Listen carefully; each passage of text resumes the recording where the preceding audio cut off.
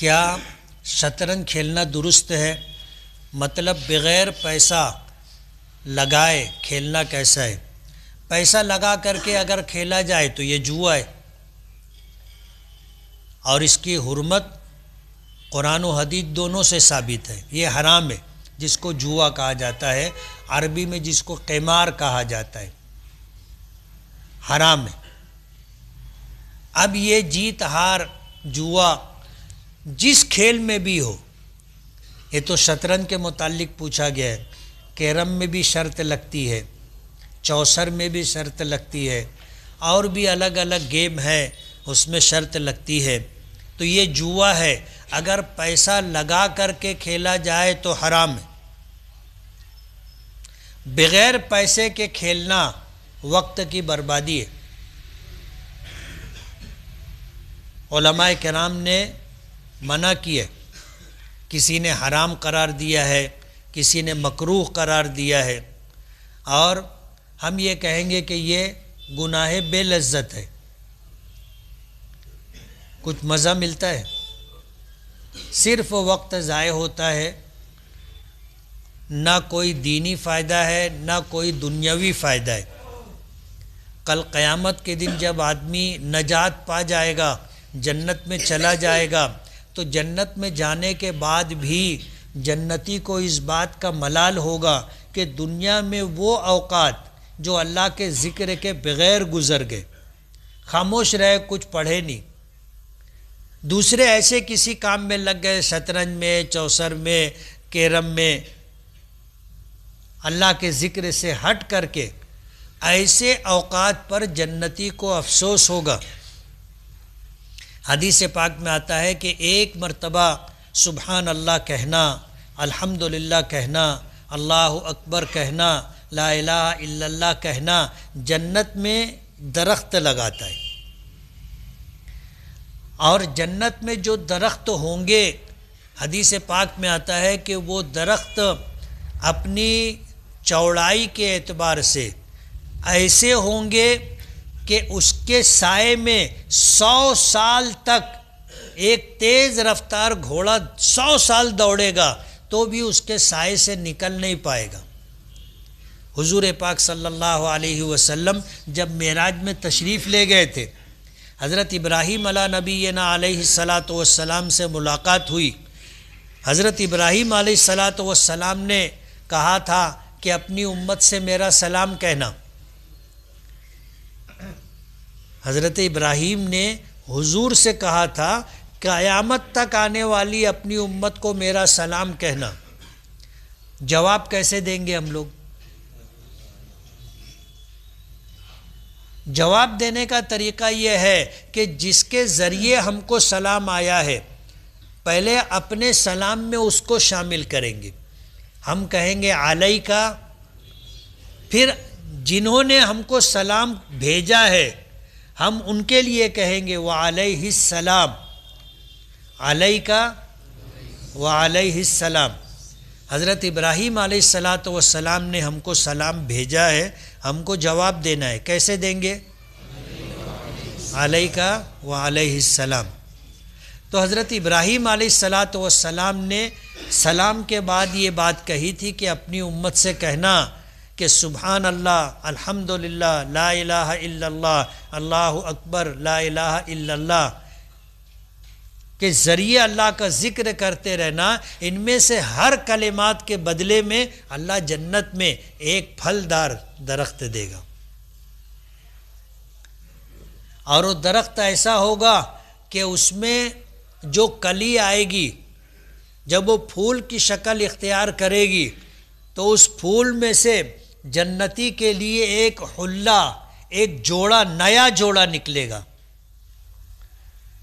اور ہر جوڑا پچھلے جوڑے سے زیادہ اچھا ہوگا۔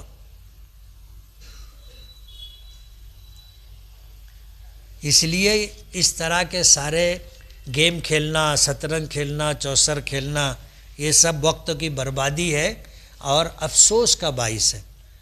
کیا ہاتھ چھوڑ کر نماز پڑھنا درست ہے؟ اور درست ہے تو کیسے؟ اور اگر درست نہیں تو کیسے؟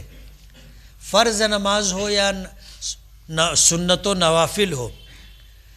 ہمارے یہاں امام اعظم ابو حنیفہ رحمۃ اللہ علیہ کے یہاں، امام شافعی رحمۃ اللہ علیہ، امام احمد ابن حنبل رحمۃ اللہ علیہ کے یہاں قیام میں ہاتھ باندھنا سنت ہے۔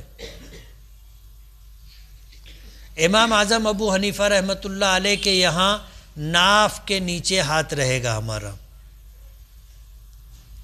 ہم باندھتے ہیں نا اس طرح، جبکہ امام شافعی، امام احمد ابن حنبل رحمۃ اللہ علیہ کے یہاں سینے پر ہاتھ باندھا جائے گا۔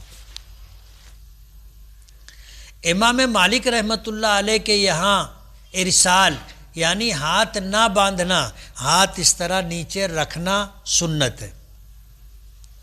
حضور پاک صلی اللہ علیہ وسلم نماز پڑھتے تھے تو آپ کیا کرتے تھے؟ ہاتھ باندھتے تھے، نہیں باندھتے تھے؟ صحابہ کرام سے دونوں طرح کی روایتیں ملتی۔ 3 اماموں نے ہاتھ باندھنے کو سنت قرار دیا، امام مالک رحمۃ اللہ علیہ نے ہاتھ نہ باندھنے کو سنت قرار دیا۔ یہ سنت ہے، اگر آپ ہاتھ باندھو گے تو بھی نماز ہو جائے گی، نہیں باندھو گے تو بھی نماز ہو جائے گی، اس لیے کہ ہاتھ باندھنا کوئی فرض یا واجب نہیں ہے۔ صحابہ کرام حضور کے پیچھے نماز پڑھتے تھے تو جن لوگوں کا گمان یہ تھا کہ حضور نے یہاں ہاتھ باندھا ہے، وہ سینے پر ہاتھ باندھنے کی روایت بیان کرتے۔ کچھ لوگ کہتے ہیں کہ سینے کے نیچے ہاتھ باندھتے تھے، کچھ لوگ کہتے ہیں کہ ناف کے نیچے ہاتھ باندھتے تھے۔ نبی کریم صلی اللہ علیہ وسلم عموماً چادر استعمال کیا کرتے تھے۔ اب آپ چادر استعمال کرتے تھے تو چادر کے اندر ہاتھ کہاں ہے؟ ہر دیکھنے والے نے اپنے گمان کے مطابق بیان کیا کہ میں نے حضور کے پیچھے نماز پڑھی، حضور نے سینے پر ہاتھ باندھا، میں نے حضور کے پیچھے نماز پڑھی، حضور نے سینے کے نیچے ہاتھ باندھا، میں نے حضور کے پیچھے نماز پڑھی، حضور نے ناف کے نیچے ہاتھ باندھا۔ کسی نے کہا کہ میں نے حضور کے پیچھے نماز پڑھی، حضور نے ہاتھ کو چھوڑے رکھا۔ یہ جو ائمہ کے درمیان اختلاف ہے، اس اختلاف میں سب سے اچھی اور سب سے اہم بات یہ ہے کہ نبی کریم صلی اللہ علیہ وسلم کا ہر عمل اللہ کے نزدیک محبوب ہے اور مقبول ہے، اور قیامت تک اللہ تعالیٰ ان تمام طریقوں کو باقی رکھے گا۔ اگر یہ چاروں امام ایک بات پر آ جاتے تو ظاہر بات ہے حضور سے دوسرے جو اعمال منقول ہے وہ ہم سے چھوٹ جاتے۔ اس لیے قیامت تک امت میں ایسے افراد موجود رہیں گے جو حضور کے ہر عمل کی اتباع، سنت کی پیروی کرتے رہیں گے، اور حضور کا ہر عمل قیامت تک زندہ رہے گا، سنت باقی رہے گی۔ اس لیے ہاتھ باندھنا سنت ہے 3 اماموں کے نزدیک، ایک امام کے نزدیک ہاتھ چھوڑنا سنت ہے۔ کیا روزے کی حالت میں بیوی کا ہاتھ پکڑنے سے روزہ ٹوٹ جاتا ہے؟ اور اگر نہیں ٹوٹتا تو دعا کیجئے میری جلدی شادی ہو جائے۔ ابھی شادی نہیں ہوئی تو بیوی کہاں سے رہے گی جو ہاتھ پکڑو گے؟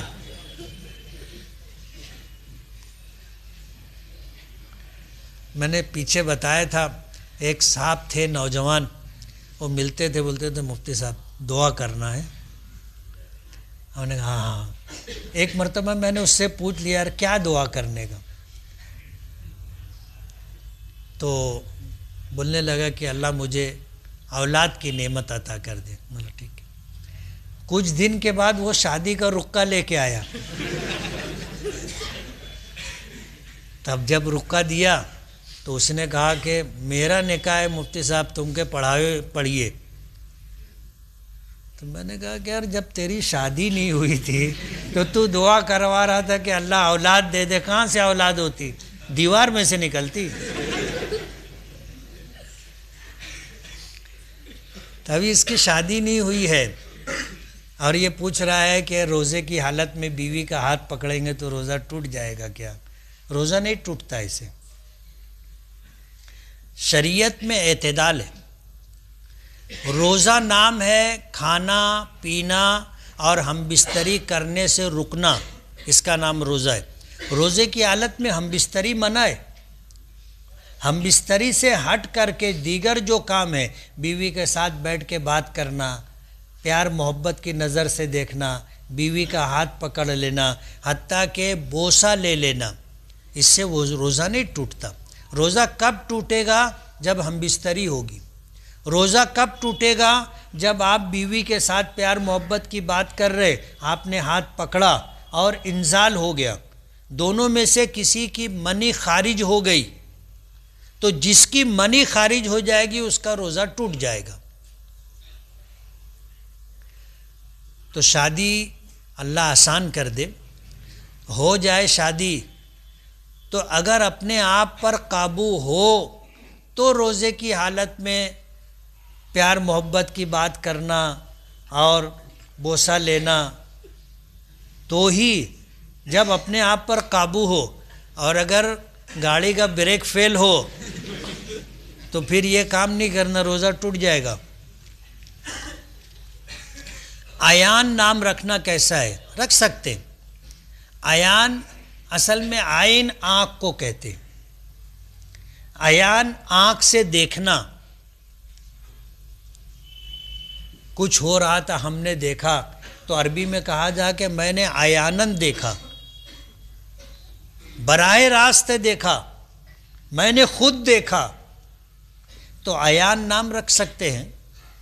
آنکھ سے متعلق جو کام ہوتے ہیں اس کو عیان کہا جاتا ہے۔ بعض لوگوں نے کہا کہ عیان جاسوس کو بھی کہتے، عیان جاسوس کو بھی کہتے ہیں۔ رکھنا چاہے رکھ سکتے ہیں، لیکن اس سے اچھے دوسرے نام ہیں، وہ دوسرے نام رکھنا چاہیے۔ نام رکھنے میں ابھی جو ہم لوگوں کا مزاج بن گیا ہے نیا نام، یعنی ایسا نام کہ پیچھے کسی کا نہ ہو۔ ظاہر بات ہے سارے اچھے نام ہم سے پہلے لوگ رکھ کے چلے گئے، اب جو بچا کھچا ہے وہ کچرا ہے، اس لیے نئے نام کے چکر میں نہیں رہنا چاہیے۔ اللہ کے نیک بندوں کے نام پر اپنا نام رکھنا چاہیے، اپنے بچوں کا نام رکھنا چاہیے۔ انبیاء کرام، اولیاء کرام، بزرگان دین، اللہ کے نیک متقی پرہیزگار بندوں کے نام پر نام رکھنا چاہیے۔ میاں بیوی کا جھگڑا ہوا، شوہر نے غصے میں طلاق دے دی، اب دونوں ساتھ میں رہنا چاہتے ہیں، کیا رہ سکتے ہیں کیا؟ طلاق دینے کے بعد رشتہ نکاح ٹوٹ جاتا ہے۔ اس کو جوڑنے کے دو طریقے، ایک طریقہ تو یہ ہے کہ اگر اس نے ایک یا دو طلاق رجعی دی تھی تو وہ رجوع کر لے، دو گواہوں کے سامنے یہ کہے کہ میں نے اپنی بیوی کو طلاق دی تھی، میں اسے واپس اپنے نکاح میں لیتا ہوں، میں رجوع کرتا ہوں، یہ دو آدمی گواہ رہیں گے، دونوں میں میاں بیوی کا رشتہ قائم ہو جائے گا۔ اور اگر طلاق بائن دی ہے، طلاق رجعی نہیں، طلاق بائن دی ہے، یعنی طلاق کے لفظ کے علاوہ کوئی دوسرا ایسا لفظ استعمال کیا جس کا مفہوم واضح طور پر طلاق ہے، جیسے اس نے کہا کہ اب تیرا میرا کوئی رشتہ نہیں رہا، تو مجھ پر حرام ہو گئی، تو اس سے طلاق بائن واقع ہوگی۔ اور طلاق بائن میں رجوع کرنے سے رشتہ نہیں قائم ہوگا، طلاق بائن میں پھر سے نکاح کرنا پڑے گا نئے مہر کے ساتھ۔ تیسرا طریقہ یہ ہے کہ اگر 3 طلاق دے دی ہے تو اب بغیر حلال شرعی کے دونوں کے درمیان نکاح نہیں ہو سکتا۔ دیوالی کے موقع پر کچھ مسلم دکاندار پٹاخے وغیرہ بیچتے ہیں اور بچے ان سے خرید کر محلے میں چھوٹی چھوٹی دکان لگا کر بیچتے ہیں، پھوڑتے بھی ہیں۔ اس کا ذمہ دار کون ہوگا؟ بچے ہوں گے یا ان کے ماں باپ، یا پھر کون؟ یا دکاندار گنہگار ہوگا؟ ظاہر بات ہے یہ پیسے کو آگ لگانا ہے اور اذیت کا سبب ہے۔ بسا اوقات پٹاخہ جب پھوڑا جاتا ہے لوگ ڈر جاتے، گھبرا جاتے، بیمار اور بچے جو ہوتے ہیں بچے رونے لگ جاتے، اور پیسے کی بربادی ہے، اس لیے شریعت کے شرعاً یہ ناجائز ہے۔ اور ظاہر بات ہے ناجائز کام کرنے والے ذمہ دار ہیں، ماں باپ بھی اپنے بچوں کو پیسہ دے دیوالی کے موقع پر تو تاکید کرے کہ پٹاخہ مت لانا۔ اور یہ جو دکاندار وغیرہ بیچتے ہیں یہ کاروبار بھی درست نہیں۔ میرے ایک دوست نے AI کے ذریعے فوٹو اپڈیٹ کر کے دوستوں کے ساتھ کعبہ شریف کا فوٹو اپنے اسٹیٹس پر لگایا ہے، میں نے اسے منع کیا تو بولتا ہے کچھ غلط نہیں ہے، تو کیا ایسا کرنا صحیح ہے؟ گنجائش ہے، جاندار لوگوں کا فوٹو بنانا، کھینچنا اور اسٹیٹس پہ لگانا جائز نہیں کہ آدمی فوٹو کھینچ لے پھر اسٹیٹس پہ لگائے۔ بیت اللہ ایک پتھر کی عمارت ہے، آدمی اگر بغیر جاندار کی تصویر کے اس کا فوٹو لیتا ہے تو اسٹیٹس بنایا جا سکتا ہے۔ غیر مسلم پڑوسی دیوالی پر چوڑا مٹھائی وغیرہ دیتے ہیں تو کیا اس کا کھانا جائز ہے؟ اگر ان کا کاروبار جائز اور حلال ہے، وہ جو کماتے ہیں شرعی اعتبار سے ان کا کاروبار جائز ہے، ایک بات۔ دوسری بات، جو چیز وہ ہمیں اپنے پیسوں سے خرید کر دیتے ہیں اگر اسے پوجا پاٹ میں شامل نہیں کیے ہیں۔ تیسری بات، ناپاک نہ ہو، یعنی اس پر پیشاب کے چھینٹے وغیرہ اگر نہ ڈالے گئے ہوں، تو ان 3 شرطوں کے ساتھ اگر کوئی ہمیں تحفہ دیتا ہے، ہدیہ دیتا ہے تو ہم قبول کر سکتے ہیں، اور کھانے کی چیز ہوگی تو کھا سکتے ہیں، استعمال کرنے کی چیز ہوگی تو استعمال کر سکتے ہیں۔ ان 3 شرطوں میں سے اگر کوئی شرط کی خلاف ورزی ہے تو پھر دینے والا مسلمان بھی ہوگا تو نہیں لیں گے، اور اگر آ گیا تو استعمال نہیں کریں گے، کھائیں گے نہیں۔ کیا واشنگ مشین میں کپڑے دھونے سے کپڑے پاک ہو جاتے ہیں؟ اگر سارے کپڑے جو واشنگ مشین میں دھوئے جا رہے ہیں پاک ہیں تو آپ دھو لیجئے، کپڑے پاک ہو جائیں گے۔ اور اگر پاک اور ناپاک کپڑا ایک ساتھ آپ نے ملا دیا اور پانی ڈال دیا تو پانی ناپاک ہو گیا، ناپاک کپڑے کی وجہ سے، تو جو پاک کپڑے تھے وہ ناپاک پانی میں بھیگ گئے تو وہ بھی ناپاک ہو گئے۔ اب واشنگ مشین میں ایسا ہوتا ہے کہ کپڑے کو مشین دھلتی ہے اور پھر اس کے بعد سارا پانی پھینک دیتی، اور پھر مشین اس کو خشک بھی کرتی، یعنی اتنی تیز میں مشین گھومتی ہے کہ سارا پانی نکل جاتا ہے، پھر مشین نیا پانی لیتی ہے، پھر اس کو الٹ پلٹ کر کے پھر پانی پھینک دیتی ہے، اور پھر اسے نچوڑنے والے عمل سے گزارتی ہے، پھر تیسری مرتبہ پانی لے کر کے کرتی ہے تو کپڑا پاک ہو جائے گا۔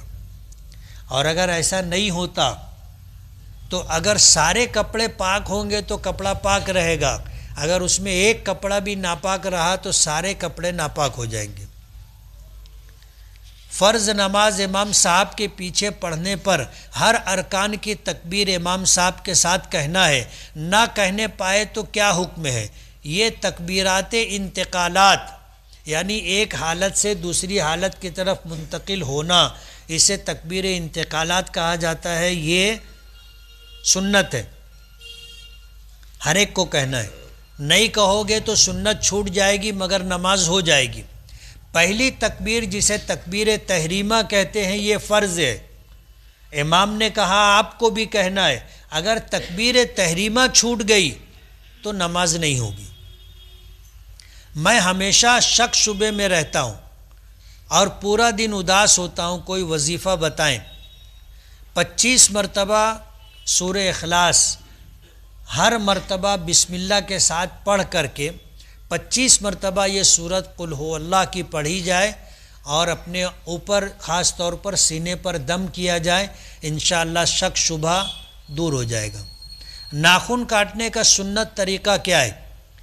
ناخن کاٹنے کا سنت طریقہ یہ ہے کہ سیدھے ہاتھ کی اس انگلی سے کاٹنا شروع کریں گے، اس طرح کاٹیں گے، پھر بائیں ہاتھ کے چھوٹی انگلی، پھر اس کے بعد انگوٹھا، آخر میں سیدھے ہاتھ کے انگوٹھے کا ناخن کاٹیں گے۔ یہ ناخن کاٹنے کا مسنون طریقہ ہے۔ پیر کا ناخن سیدھے پیر کے چھوٹی انگلی سے شروع کریں گے اور الٹے پیر کی چھوٹی انگلی پہ ختم کریں گے۔ جمعہ کے دن نہانے سے پہلے ناخن کاٹنا چاہیے یا بعد میں؟ پہلے کاٹنا چاہیے، پہلے کاٹنا چاہیے، لیکن بعد میں بھی کاٹو گے تو کوئی حرج نہیں۔ کیا حقہ پینا جائز ہے؟ تمباکو کا استعمال مکروہ ہے، چاہے وہ کھانے کی شکل میں ہو، چاہے وہ بیڑی سگریٹ یا حقے کی شکل میں ہو، چاہے وہ دانت مانجنے کی شکل میں ہو، اس کا استعمال مکروہ ہے۔ اور اس کی خرید و فروخت یعنی تمباکو کی خرید و فروخت بھی مکروہ ہے۔ اگر احتلام ہو جائے تو اتنا حصہ جہاں ناپاکی لگی ہو دھو لیا جائے تو کیا پاکی حاصل ہو جائے گی؟ نہیں، آپ کو غسل کرنا پڑے گا، اور شریعت نے غسل کرنے کا جو طریقہ بتایا ہے اس طریقے سے غسل کرنا پڑے گا تو پاکی حاصل ہوگی۔ آپ کو منہ میں پانی لے کے غرغرہ کرنا ہے اور ناک میں پانی نرم حصے تک پہنچانا ہے، پھر پورے بدن پر اس طرح پانی بہانا کہ بال برابر جگہ بھی خشک نہ رہے، تب جا کر کے آپ پاک ہوں گے۔ پچھلی صفوں میں بچے نماز پڑھتے رہتے ہیں اور بڑے بزرگ حضرات ان کے آگے سے گزر جاتے ہیں، تو ان کا یہ عمل کیسا ہے؟ درست نہیں ہے۔ بچے بھی نماز پڑھ رہے ہوں تو ان کے آگے سے نہیں گزریں گے، اسی لیے بچوں کے نماز پڑھنے کی جگہ متعین کرنا چاہیے تاکہ ان کے آگے سے نہ گزرنا پڑے۔ اگر کسی شادی شدہ عورت کے خواب میں شرمگاہ سے خون نکلتا ہوا دکھے تو اس کی تعبیر کیا ہوگی؟ اور ایسا خواب ہمیشہ دکھتا رہتا ہے۔ خواب 3 طرح کے ہوتے ہیں۔ ایک خواب مبشرات کہلاتے ہیں جس کی تعبیر ہوتی ہے، ایک خواب شیاطین کے اثرات سے ہوتے ہیں، اس کی تعبیر نہیں ہوتی، اور تیسرا خواب حدیث نفس ہوتا ہے کہ آدمی جو چیز دیکھتا رہتا ہے، جو سنتا رہتا ہے، یا جو کام کرتا رہتا ہے، یا جو بات اس کے دل و دماغ میں رہتی ہے وہ دکھے، اس کو حدیث نفس کہتے ہیں، اس کی کوئی تعبیر نہیں ہوتی۔ اس لیے اس خواب کی کوئی تعبیر نہیں ہے۔ ہماری ماؤں اور بہنوں کو شرعی عذر لاحق ہوتا ہے ہر مہینہ۔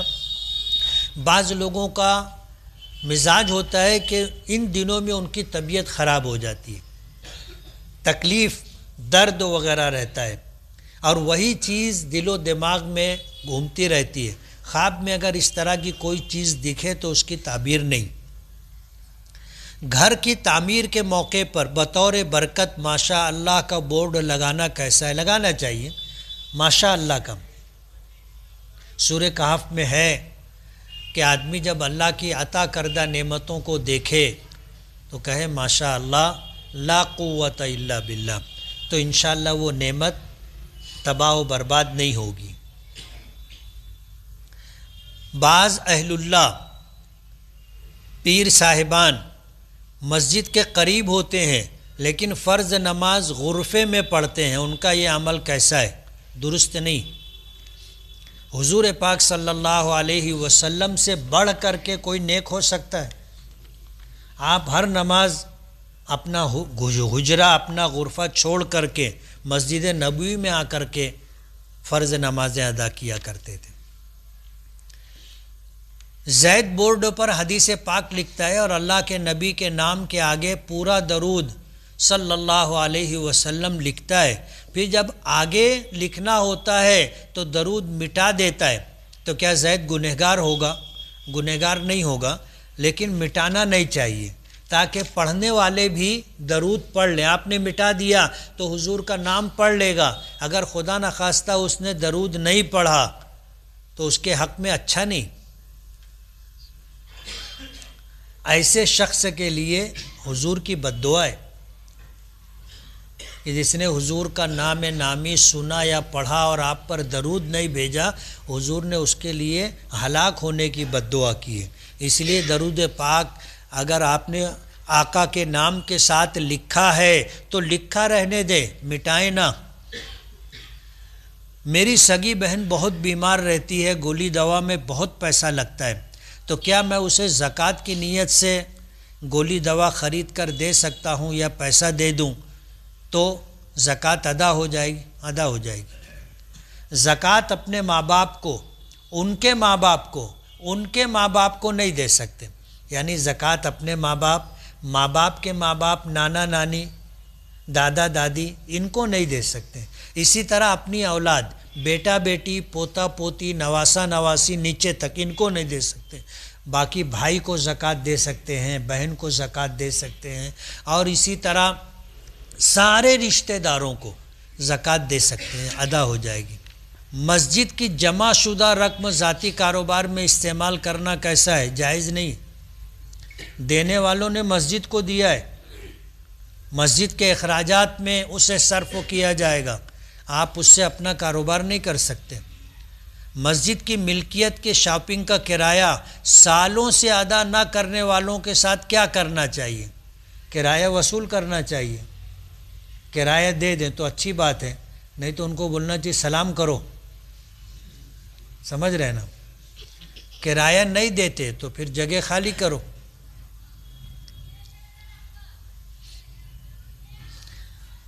مسجد کے ذمہ داران کرایہ وصولی میں سستی کرتے، یہ کیسا ہے؟ ظاہر بات ہے یہ کوتاہی ہے۔ اپنی دکان ہوتی تو کرایہ وصول کرتے نا۔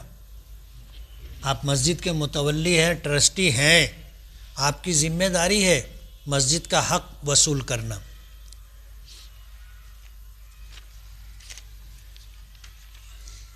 شوہر کا انتقال ہو گیا اور عورت کے خواب میں شوہر نظر آتا رہتا ہے اور لگتا ہے کہ وہ ناراض ہے، تو کیا کریں؟ اس کے لیے دعائے مغفرت کرے، ایصال ثواب کرے۔ اور اگر زندگی میں ناچاکی رہتی تھی اور زندگی میں جھگڑا ہوتا رہتا تھا اور زندگی میں شوہر کی نافرمانی ہوتی رہتی تھی تو توبہ و استغفار کریں۔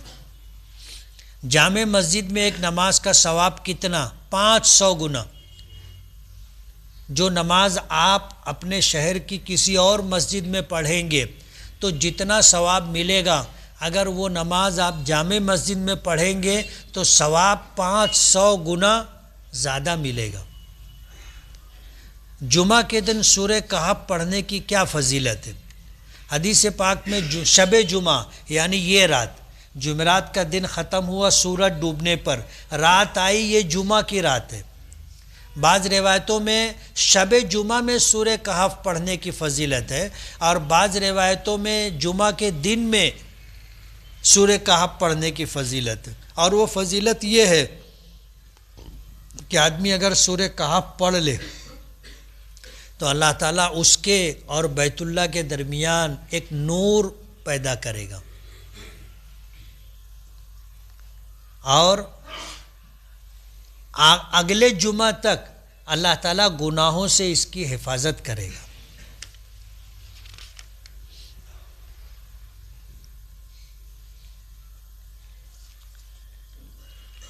کسی معروف عالم دین یا مسلم قائد پر بغیر تحقیق و ثبوت کے کفر، گمراہی یا غیر اسلامی عقائد کا الزام عائد کرنا اور عوام کے سامنے ان کی تحقیر و تذلیل کرنا، ایسے بیانات کو پھیلانا جائز ہے؟ جائز نہیں۔ ایسے مقررین کی تقریروں کا کیا حکم ہے؟ وہ بھی ناجائز ہے۔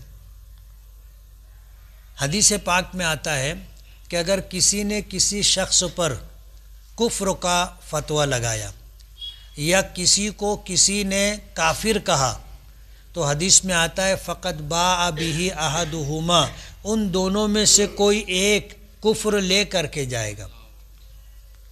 یعنی اگر کسی نے کسی کو کافر کہا ہے اور جس کے بارے میں کافر کہا ہے واقعی وہ کافر ہے تو ظاہر بات ہے وہ کفر اس کے ساتھ ہوگا۔ اور کسی کو اگر کافر کہا ہے لیکن وہ کافر نہیں ہے تو کہنے والا کافر ہو جائے گا۔